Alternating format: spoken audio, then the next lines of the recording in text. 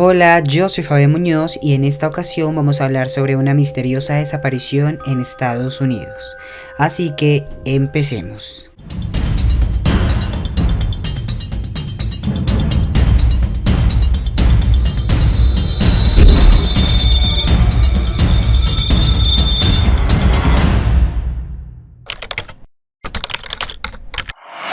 Elizabeth Ann Smart Gilmore, o también conocida como Elizabeth Smart, es una activista de seguridad infantil estadounidense y hoy en día colaboradora para la ABC Noticias. Esta chica nació el 3 de noviembre de 1987 en el estado de Utah, en la ciudad de Salt Lake City, en Estados Unidos, y sus padres son Edward Smart y Lois Smart, quienes al parecer son dos personajes muy religiosos de la comunidad mormona, por lo que Elizabeth creció con los valores de esta religión y en una familia muy unida conformada por 4 hermanos y una hermana. Igualmente, Elizabeth Smart fue muy conocida en su escuela por ser una estudiante respetuosa, muy ordenada, aplicada y que siempre obtenía buenas notas, y a la misma vez porque desde muy pequeña empezó a aprender a tocar el arpa, lo cual posteriormente le llevaría a que en su vida adulta cursara una carrera profesional en música, por supuesto especializada en este instrumento. Sin embargo, lastimosamente Elizabeth Smart fue secuestrada cuando tenía aproximadamente 14 años y torturada y abusada sexualmente por aproximadamente 9 meses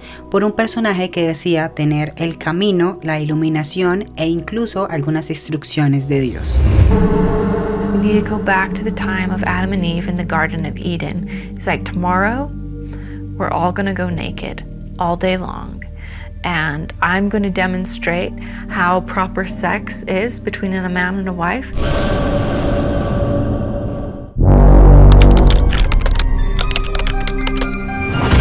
El misterio en este caso comienza el día 5 de junio de 2002, cuando aproximadamente eran las 5 de la mañana en el estado de Utah, en Estados Unidos, y Elizabeth Smart se encontraba dormida en una habitación del segundo piso de la casa de sus padres, en compañía de su hermana menor Catherine, quien tan solo contaba con 10 años para ese momento. Cuando de repente Elizabeth fue despertada por un personaje vestido de negro que le apuntaba con un arma blanca en el cuello y le decía que no hiciera ruido, que obedeciera todo lo que él le decía, que se colocara sus zapatos y que así entonces su familia ni su hermana serían afectadas. Esta pequeña, que para ese momento tan solo contaba con 14 años y muy asustada ante lo que estaba sucediendo, decidió ceder ante las peticiones de este secuestrador, por lo que este la bajó rápidamente por las escaleras, la sacó por la parte trasera y rápidamente se la llevó rumbo a alguna de estas montañas que rodeaban el lugar. Al observar esto, Catherine, quien era la hermana menor de Elizabeth y quien estuvo despierta durante toda la escena del secuestro, pero se hizo la dormida para no llegar a ser afectada por este personaje, esta, al ver que ya no había más peligro en la habitación, corrió rápidamente a la habitación de sus padres para avisarles sobre este terrible acontecimiento. Sin embargo, esto no les dio suficiente tiempo a los padres para llegar a detener este crimen, debido a que cuando estos empezaron a buscar por toda la casa, ya Elizabeth y este personaje vestido de negro habían salido del hogar y exactamente no se sabía qué rumbo habían llegado a tomar. Y según algunas afirmaciones dadas por Elizabeth Smart, este personaje la llevó por un camino secreto rumbo a un campamento oculto que estaba en alguna de estas montañas, en donde inmediatamente cuando llegó se encontró con una mujer que rápidamente la desnudó, le cambió su ropa y la obligó a quedarse ahí hasta el día 8 de octubre en compañía de su esposo, que en este caso era el señor que había secuestrado a Elizabeth Smart el día 5 de junio de 2002 de la casa de sus padres. Just release me back to my family. But nothing I said or did made a difference. I will never forget. He pulled me off the bucket where I'd been sitting onto the ground, where he ripped off the robe I'd been forced to put on, and he raped me on the floor of the tent.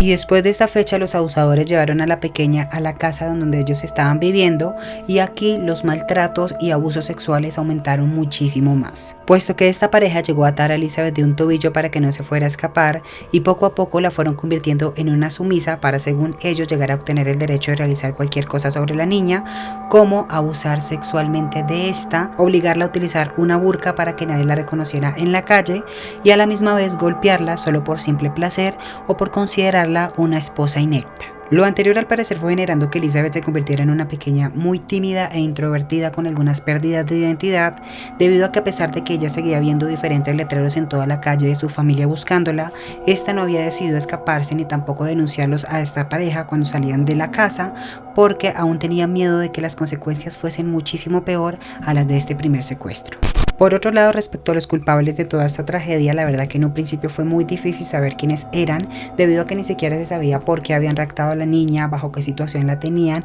o el por qué no habían pedido una recompensa, y es por esta razón que a lo largo de toda la investigación se generan diferentes sospechosos, de los que a continuación les voy a contar los más importantes y notables en este caso. En un principio se llegó a pensar que uno de los principales sospechosos de todo este misterio, al parecer, era la familia, debido a que la investigación se había tornado muy lenta y a la misma vez tampoco se había pedido ningún tipo de recompensa por el rescate de la pequeña, por lo que se llegó a pensar que probablemente estos estaban tratando de ocultar algo mucho más grave como el asesinato de la pequeña, y que a la misma vez se habían creado toda la historia pues de este secuestro para así no generar ningún tipo de sospecha, algo muy parecido a lo que sucedió con el caso de JonBenét Ramsey. Sin embargo, esta hipótesis fue perdiendo fuerza debido a que a lo largo de la investigación no se encontró ningún tipo de prueba irrefutable que incriminara a la familia, y además porque posteriormente al señor Edward Smart se le sometió a una prueba de detector de mentiras y pues no se encontró absolutamente nada que lo terminara involucrando en este crimen, por lo que esta sospecha pasó a un segundo plano.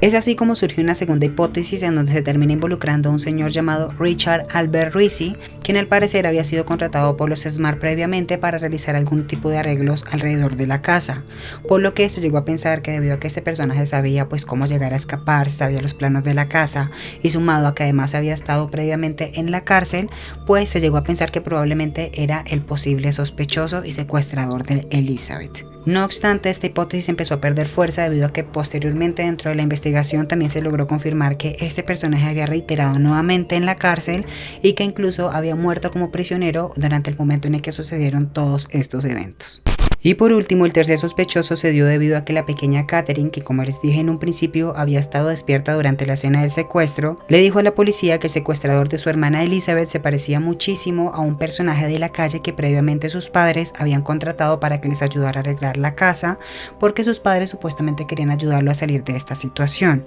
Ese personaje se llamaba Brian David Mitchell, quien se terminó convirtiendo en uno de los principales sospechosos del secuestro de la pequeña Elizabeth, debido a que dentro de la investigación se logró descubrir que previo al secuestro de la pequeña, este hombre solía rondar mucho los lares cercanos a la casa de los Smart, pero posteriormente pues al secuestro de Elizabeth no se le volvió a ver jamás. Así pues, habiéndose convertido en el principal sospechoso de este caso, la policía accedió a publicar una foto en un programa del canal Fox llamado Los Más Buscados de América, que permitió rápidamente que las personas ayudaran a dar con el paradero de este hombre, el cual fue encontrado en compañía de dos mujeres cubiertas por burkas, y a quienes cuando se les accedió a confirmar su información se determinó que una de ellas era Wanda Bursey, su legítima esposa, y la otra Elizabeth Smart, la pequeña que había sido secuestrada. Igualmente, dentro de esta misma investigación se logró confirmar que este era un personaje que abusaba muchísimo de las drogas, lo que le había generado que lo expulsaran de la comunidad mormona a la que pertenecía, y que a la misma vez tuviera diferentes visiones en las que él creía que era un ser iluminado por Dios,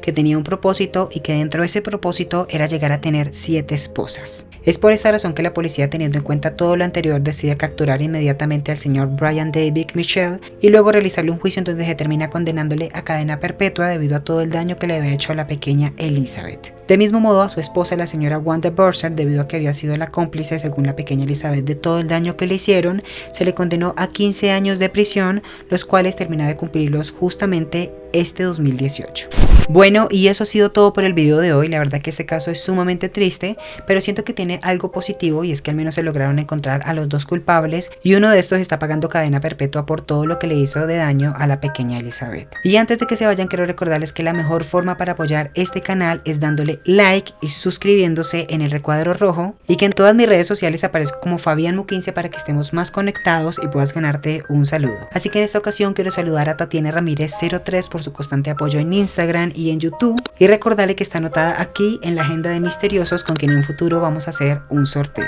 Así que no siendo más, nos vemos en un próximo video, porque aquí cuestionar no es un crimen.